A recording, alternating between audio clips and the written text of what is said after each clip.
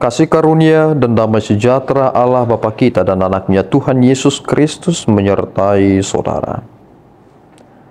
Amin. Shalom, saudaraku yang terkasih di dalam nama Tuhan Yesus Kristus. Senang bisa menyapa saudara di tempat saudara berada hari ini dalam dimensi yang berbeda, tetapi dalam dunia yang sama. Sebagai insan yang diciptakan untuk Tuhan sebelum melakukan rangkaian aktivitas kita pada hari ini, marilah kita mengawalinya dengan memuliakan Tuhan lewat pujian kita dan mendengarkan firman Tuhan.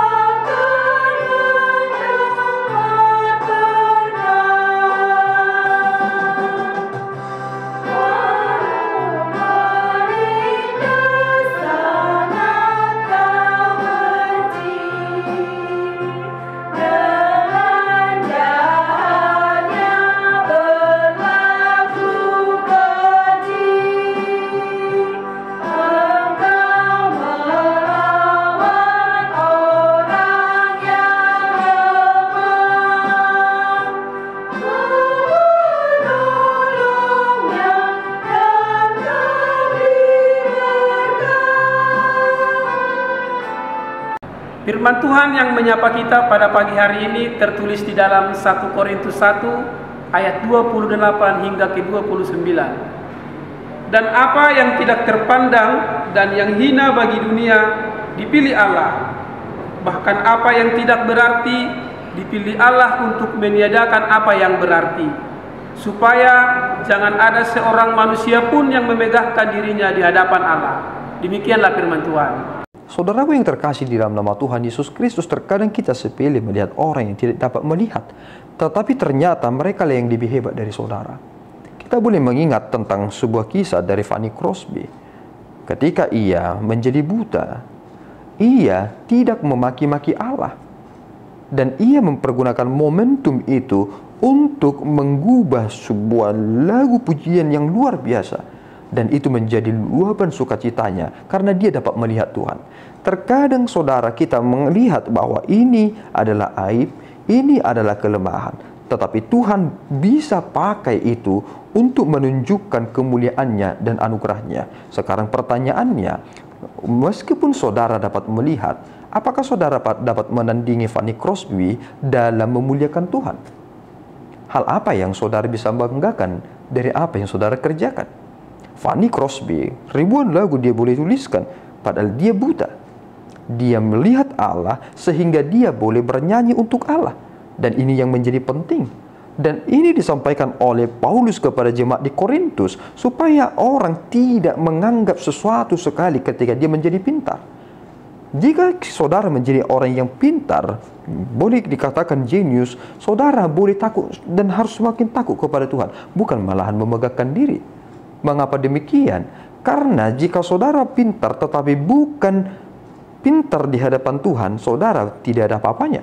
Lihat apa yang dikatakan oleh Paulus, dan ini sepertinya kontradiktif dengan apa yang terjadi kepada diri saudara, kepada diri kita.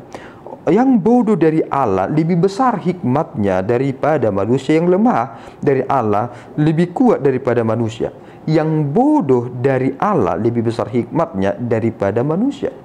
Saudara pintar, saudara jenius, tetapi saudara bukan yang bodoh dari Allah, saudara paling bodoh. Tetapi yang bodoh dari Allah lebih besar hikmatnya daripada manusia yang lemah. Lihat, apakah orang-orang yang berhikmat, orang-orang yang tahu betul hukum Taurat itu dapat memuliakan Allah ketika Yesus Kristus datang? Tidak, jawabannya mereka kelabakan. Karena mereka kelabakan, mereka terkejut, mereka seperti kebakaran jenggot. Akhirnya mereka mereka-rekakan yang jahat. Terjadi kembali seperti kitab Kejadian.